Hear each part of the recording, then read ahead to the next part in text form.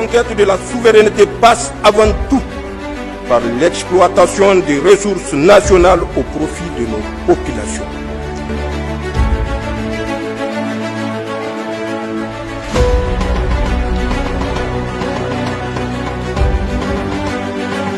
Soyez donc les bienvenus dans cette édition après la dénonciation des leaders religieux de l'intérieur du pays hier suite à l'attaque lâche et barbare perpétrée par des hommes armés contre les paisibles citoyens du village de Fambita, commune rurale de Kokoro, département de Terra, région de Tillabéri. Ceux de Niamey également se sont prononcés. Suivez plutôt.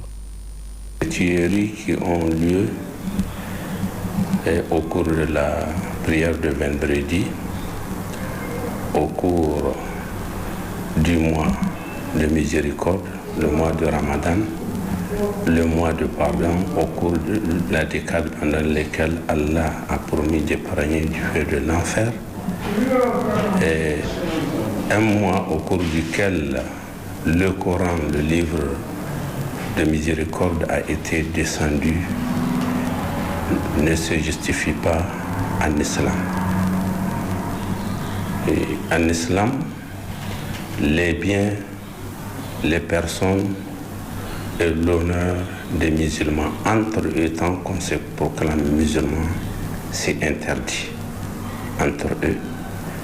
Donc que ces tueries aient lieu de cette façon dans une mosquée pendant le mois de Ramadan ne se justifie pas en islam.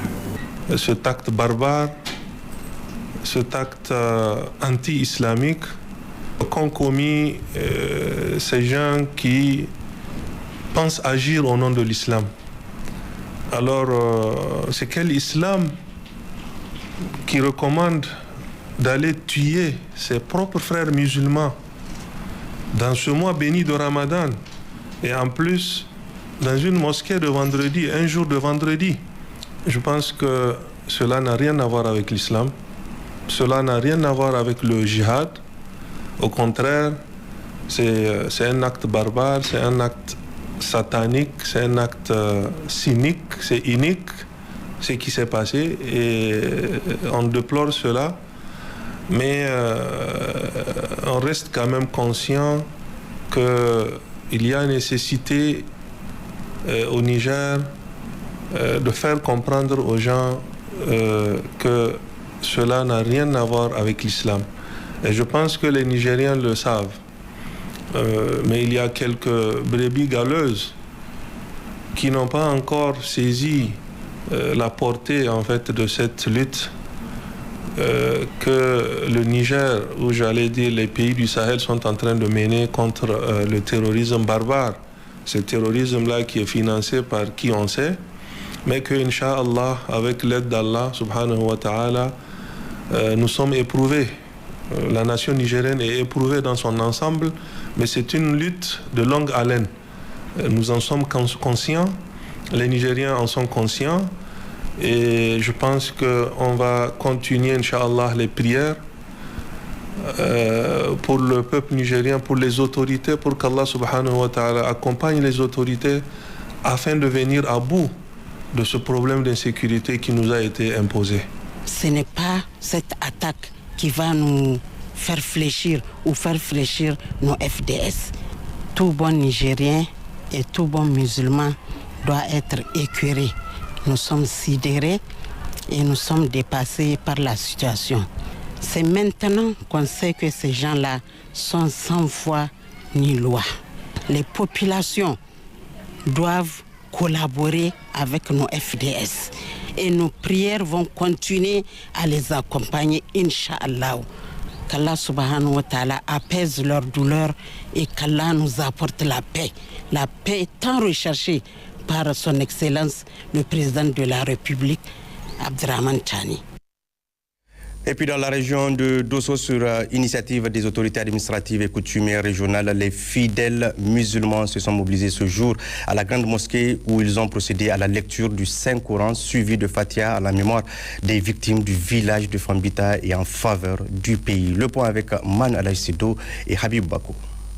Ils étaient nombreux, les fidèles musulmans de Dosso, à se retrouver à la mosquée centrale sur initiative des autorités administratives et coutumières en cette 24e journée du mois béni de Ramadan pour une importante séance de lecture du Saint-Coran suivie de Fatiha à la mémoire des victimes de l'atrocité des terroristes du village de Fambita dans la commune rurale de Kokoru, département de Terra, conformément à l'appel du ministre d'État, ministre de l'Intérieur, de la Sécurité publique et de l'administration territoriale, mais aussi pour implorer le bon Dieu afin qu'il guide et protège notre pays contre toute force du mal, qu'il nous descende la paix et la quiétude sociale sur l'ensemble du territoire national, puis sur les pays de l'AES. Après la lecture du Saint-Coran à plusieurs reprises en présence des autorités administratives et coutumières, régionales, départementales et communales, des responsables des forces de défense et de sécurité, le sultan de Dosso, l'honorable Djermakoy Ahmed Souna, a, après avoir remercié les fidèles musulmans pour leur présence massive à cette cérémonie et pour leurs efforts qu'ils mènent dans le cadre de la préservation de la paix,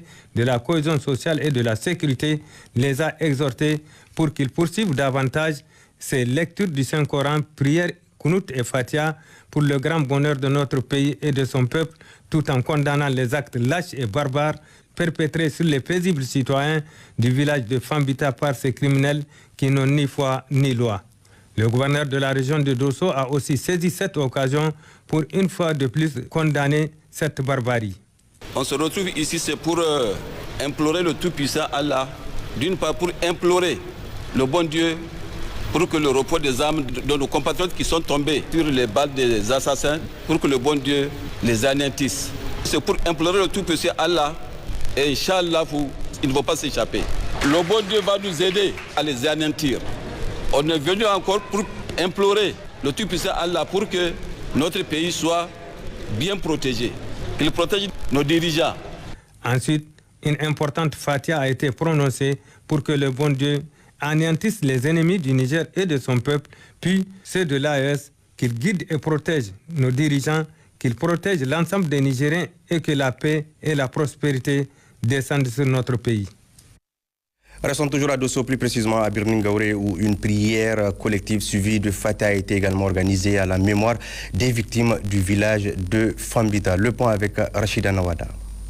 Ils sont nombreux fidèles musulmans, leaders religieux, autorités administratives et traditionnelles à se retrouver ce matin au niveau de la grande mosquée de Birningaouré pour une séance de lecture du Saint-Coran suivie de la prière Al-Qunut pour exprimer leur compassion suite à l'attaque lâche et barbare de nos compatriotes à Fambita dans la commune rurale de Kokoru pendant la prière de vendredi par des individus sans foi ni loi. Après les 2 rak'at, une fatiha a été dite pour le repos des âmes de nos martyrs. À cette occasion, le chef de canton de Birningaouré, l'honorable Hussein Soumana Husseini, et l'administrateur délégué, le commissaire principal de police Rachid Garba, ont condamné cet acte ignoble qui est contraire aux principes de l'islam, tout en exhortant la population à plus de prières individuelles et collectives pour la stabilité, la paix et la cohésion sociale de notre cher pays. S'adressant à l'assistance, le préfet du département de Boboy a d'abord remercié la population pour cette forte mobilisation avant de transmettre les salutations des plus hautes autorités.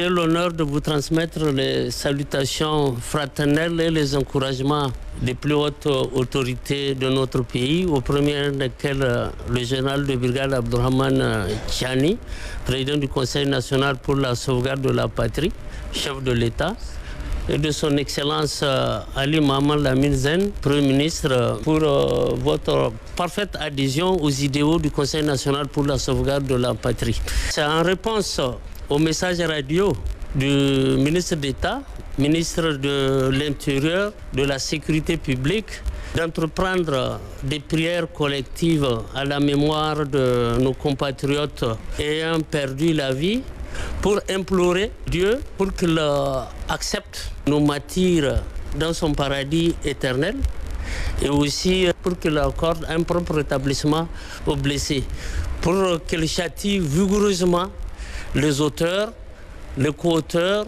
et les sponsors de cet acte barbare et anti-religieux. Ce rassemblement s'est déroulé dans la ferveur religieuse et la communion des cœurs et des esprits. Il a pris fin par l'immolation d'un bélier en guise de sacrifice pour une paix durable au Niger et dans les pays membres de l'Alliance des États du Sahel. Suite de cette édition avec la célébration hier à Niamey par l'ambassade du Pakistan au Niger de la journée de la résolution du Pakistan commémorée le 23 mars de chaque année. Une journée commémorant la résolution de Lahore adoptée le 23 mars 1940 et l'adoption de la première constitution du Pakistan lors de la transition du dominion du Pakistan vers la République islamique du Pakistan le 23 mars 1956. C'était notamment en présence du ministre des Affaires étrangères, de la coopération et des Nigériens à l'extérieur. Le compte rendu est signé Nafis Abadamassi et Suleiman Wadi. Avec comme invité d'honneur le ministre des Affaires étrangères, de la coopération et des Nigériens à l'extérieur, Bakaria Ousangaré, cette journée commémorative de la résolution du Pakistan, célébrée le 23 mars de chaque année, revêt une importance capitale pour les Pakistanais en général et ceux vivant au Niger en particulier. Elle marque en effet le combat historique mené en 1940 par cette communauté pour revendiquer l'indépendance et la création de leur propre État. Une lutte acharnée qui a abouti finalement à la création du Pakistan en 1947. Cette commémoration vise à partager les sacrifices et le courage consentis par leurs ancêtres à travers la projection d'un documentaire sur l'événement, a indiqué le chargé d'affaires de l'ambassade du Pakistan au Niger, Nadim Ahmad. Cette journée de résolution sur le Pakistan n'est pas seulement une célébration des événements passés, c'est aussi une prise de conscience de leurs responsabilités envers l'avenir de cette nation. Une occasion également de rappeler et saluer les relations d'amitié et de coopération solides et durables qui unissent le Pakistan et le Niger au fil des années. Pour finir, le chargé d'affaires de l'ambassade du Pakistan au Niger a présenté ses condoléances aux autorités et au peuple du Niger suite aux événements du vendredi 21 mars 2025 survenus dans la localité de Fambita et appelle à une résilience et une union sacrée des Nigériens. La célébration de cette journée nationale pakistanaise à Niamey a été sanctionnée par une rupture collective suivie d'un dîner en présence de plusieurs personnalités. Autre aspect de cette édition, le Fonds de solidarité pour la sauvegarde de la patrie continue d'être alimenté par les bonnes volontés. Ce jour, le comité de gestion du fonds a réceptionné la contribution de l'administration spirituelle des musulmans de la République de Mordovie. Le point avec Farida Yabouza Sadissou et Abdoulaye Ali. Pour ce lundi 24 mars 2025, 2 contributions ont été enregistrées au profit du Fonds de solidarité pour la sauvegarde de la patrie. La première contribution est celle de l'administration spirituelle des musulmans de la République de Mordovie avec la somme de 500 000 francs CFA. On se réjouit énormément. D'abord la possibilité d'effectuer ce don qui pourrait être utile ainsi que pour les forces armées, mais aussi pour certains projets sociaux. S'en est suivi la contribution du caporal Mamangarba avec la traditionnelle somme de 2000 francs. Et puis la présidente du comité de gestion du Fonds de solidarité pour la sauvegarde de la patrie poursuit ses rencontres d'échange et d'informations sur le bilan du FSSP depuis sa création. Ce jour, elle a rencontré la société civile et les organisations féminines. Nous retrouvons Farida Yabouza Sadissou et Abdoulaye Hamidou pour le compte rendu.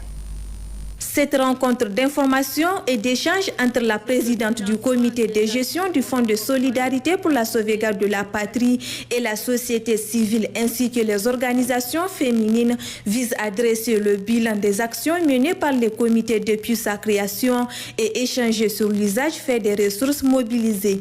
À l'entame de ses propos, la présidente a d'abord rappelé les objectifs principaux du fonds. Elle a fait ensuite le point de ressources mobilisées à la date du 21 mars 2025. Nous avons présenté le bilan, les perspectives. Vraiment, en tant qu'acteur de la société civile, vraiment c'est motivant parce qu'aujourd'hui ça ressort beaucoup de choses qu'on attend. Et le Fonds de solidarité, vraiment, le bilan que nous avons présenté vraiment cadre réellement avec l'attente du peuple. Donc vraiment, il suffit que nous, en tant que responsables de la société civile, de maximiser la sensibilisation et d'informer la population nigérienne, vraiment de donner plus d'efforts à mener leur contribution parce que ça cadre réellement avec la sécurité. Parce que nous avons vu Tout ce que les gens sont en train de contribuer ont été investis dans le cadre de la sécurité et une partie de l'agriculture. Et ça a permis aussi jusqu'à créer jusqu'à 2000 emplois jeunes. Donc vraiment, je pense même que c'est déjà une bonne initiative. Et vraiment, c'est de vraiment les Nigériens, on doit prendre conscience. Parce que le fonds là, vraiment, c'est un atout pour compléter à développer le pays. À la lumière de l'exposé qui nous a été fait, nous avons été édifiés. Nous avons compris que ces fonds, s'ils n'existaient pas, il fallait les créer. Parce que c'est une opportunité qui est donnée aux Nigériens de participer à la gestion de la sécurité de notre pays, de participer à la question de la souveraineté, parce que qui dit souveraineté dit défense nationale. Et effectivement, nous avons fini par nous rendre compte que c'est en fait une fierté pour les Nigériens de participer au financement de la sécurité. L'autre chose que nous avons relevée, c'est que à travers l'exposé, on a compris que dorénavant, ce qui était difficile par le passé est en train d'être fait. La fin de cette réunion a été marquée par la remise de plusieurs contributions au Fonds de solidarité et au Téléthon national de la part des différentes structures ayant pris part à la rencontre. Il s'agit de la Fédération Groupement Abalaflingué, 300 000 francs pour le FSSP, 200 000 francs pour le Téléthon, la présidente des femmes AES, 5 000 francs, l'association Action Humanitaire, 5 000 francs et enfin Amina Hamani, 10 000 francs. Et puis en ce mois béni de Ramadan, l'on constate une forte disponibilité et un prix relativement abordable des fruits et légumes sur les marchés de la ville de Niamey. Une de nos équipes a fait le tour au niveau de quelques marchés. Le reportage est signé Abdelmajid Aman Oumarou et Suleiman Wadi. En ce mois béni de Ramadan, la papaye, l'ananas, la banane, le chou ou même la pastèque sont les produits les plus disponibles et accessibles à des prix variés au niveau de plusieurs marchés de Niamey, comme les marchés Djamagé et Dar Salam. Les productions locales de fruits et légumes tels que la pastèque, la banane et d'autres sont relativement abordables cette année comparée à l'année dernière en termes de disponibilité et de prix. Cependant, pour ceux qui ont des moyens plus limités, cela reste un peu difficile car les prix peuvent encore être trop élevés pour certaines familles, malgré l'amélioration générale de l'offre. Selon les revendeurs installés au niveau de plusieurs points de vente aux alentours de la ville de Niamey, l'on constate surtout en ce mois béni de Ramadan une forte production locale des fruits et des légumes qui approvisionnent les marchés de la capitale.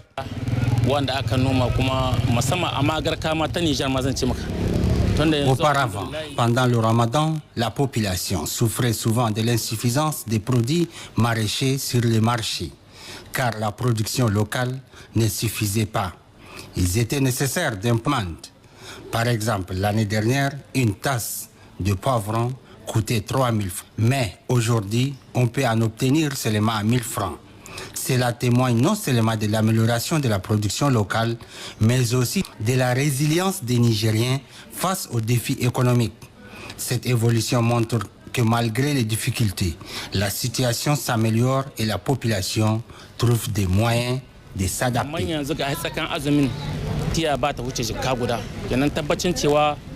En dehors de la disponibilité de ces fruits et légumes sur les marchés de Niamey, les prix sont plus ou moins abordables.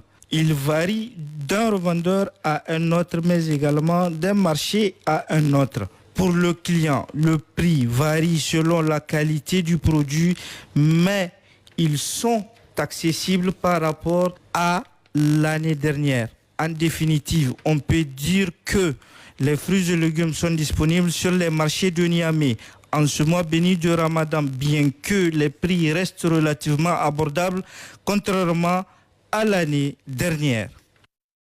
Merci Abdelmajid pour ce reportage. Ouverture ce matin à Niamey de l'atelier de validation du rapport provisoire de la revue à mi-parcours du projet régional d'appui au pastoralisme au Sahel, PRAPS 2. Après la mise en œuvre de la première phase du PRAPS 1 de 2022 à 2024, le gouvernement du Niger, avec l'appui financier de la Banque mondiale, a opté pour la création du PRAPS 2. Le point avec Ramot Adam Khali et Philippe Thiaw. Le projet régional d'appui au pastoralisme au Sahel, PRAPS 2, a pour entre autres objectifs le renforcement de la résilience des pasteurs et des agropasteurs dans certaines zones ciblées de la région du Sahel. Financé par la Banque mondiale, ce projet intervient au Niger dans les régions d'Agadez, Dosso, Maradi, Tawa, Tillabéri et Zender. Après 3 années de mise en œuvre, de 2022 à 2024, beaucoup d'activités ont été menées par l'unité nationale de coordination du projet avec la collaboration des différents partenaires de mise en œuvre du projet, que je tiens à remercier très sincèrement pour leur collaboration. Au cours de ces 3 années, beaucoup d'activités ont été menées et des résultats fort appréciables ont été enregistrés. La mi-parcours est une étape cruciale dans la mise en œuvre de tout projet et c'est une activité assez importante pour les projets financés par notre institution. Il est important de faire le point sur les résultats obtenus, les défis rencontrés et les recommandations pour améliorer la mise en œuvre de ce programme. Un bilan rigoureux doit être fait au cours de cet atelier pour mettre l'accent aussi sur des décisions éclairées qui vont permettre à ce projet de pouvoir atteindre les objectifs qui lui sont assignés. Le secrétaire général adjoint du ministère de l'Agriculture et de l'Élevage fonde espoir que cet atelier de validation du rapport de résultat 2 contribuera à améliorer davantage la sécurité alimentaire et la résilience des populations pastorales face aux crises naturelles. L'examen du rapport de la revue à mi-parcours du PRAPS 2 qui nous réunit aujourd'hui répond parfaitement aux préoccupations du contexte actuel. Cette revue à mi-parcours est une étape essentielle de la vie du projet et permettra de faire le bilan des résultats obtenus, d'évaluer le projet réalisé, d'analyser la pertinence de ces interventions, leur efficacité, leur efficience, leur impact sur le bénéficiaire cible et les objectifs fixés, ainsi que l'évolution du projet en lien avec les priorités nationales. Au cours de ces 2 jours de travaux prévus, plusieurs résultats de la revue du projet PRAPS 1 seront présentés aux participants de la mise en œuvre des 3 prochaines années du nouveau projet PRAPS 2. Partons à Difa avec la rupture collective du jeûne qui a été organisée hier après-midi à la résidence du gouverneur de la dite. La conquête de la souveraineté passe avant tout par l'exploitation des ressources nationales au profit de nos populations.